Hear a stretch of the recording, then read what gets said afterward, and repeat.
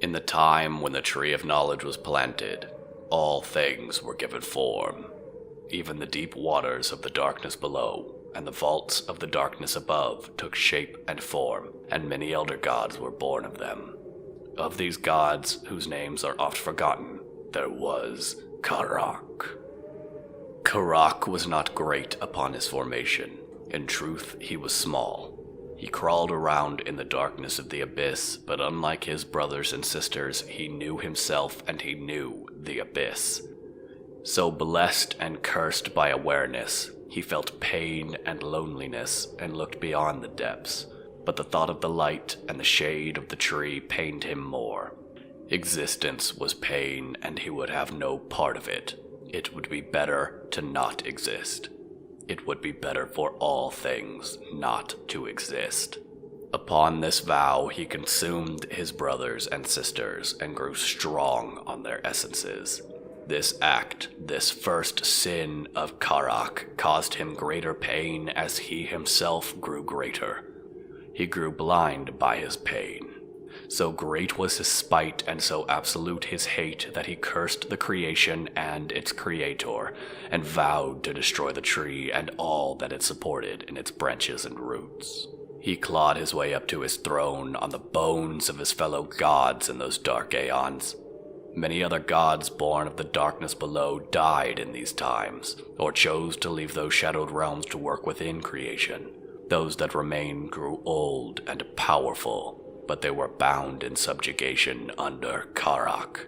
When there were no more gods to subjugate in the lower realms, Karak declared himself king of the darkness below, and took the name Knithgor, and he set the boundaries of his kingdom.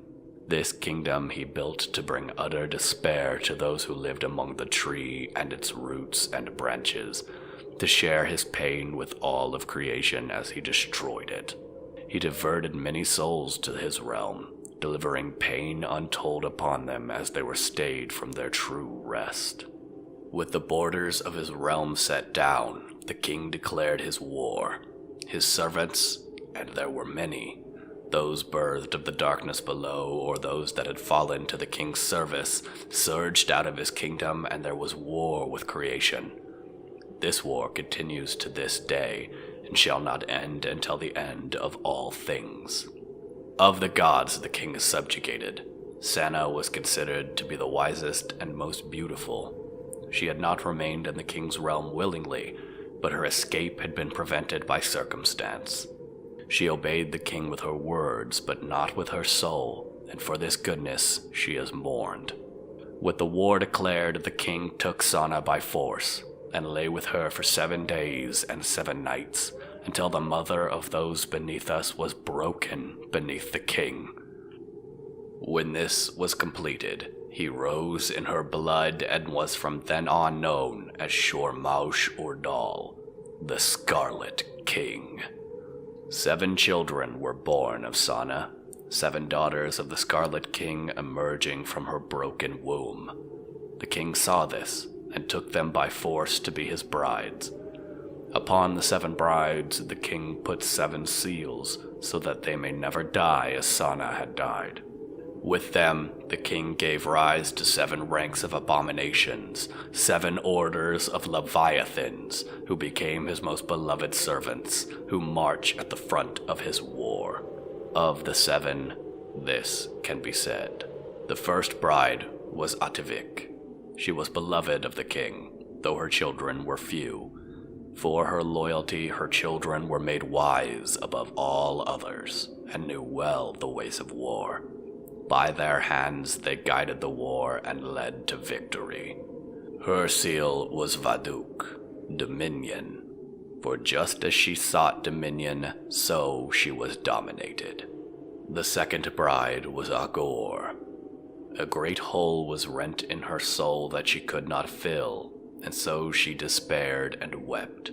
She brought forth many children, and her children brought forth armies in a tide unthinking to go forth and conquer.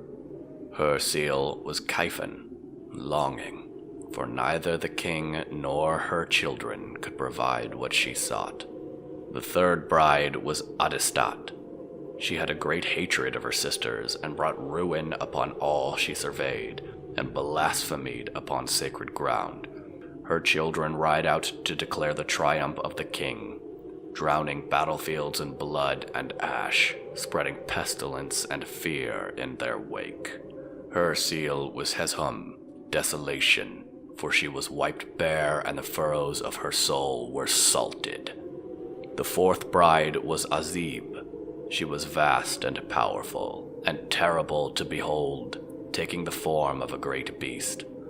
Her children were like her, and feared no weapon nor magical spell, for their injuries were healed and their hides impenetrable. Her seal was Ba, wrath, for by her hate she was forever bound in conflict. The fifth bride was Anut. She was strong in mind, though frail in body.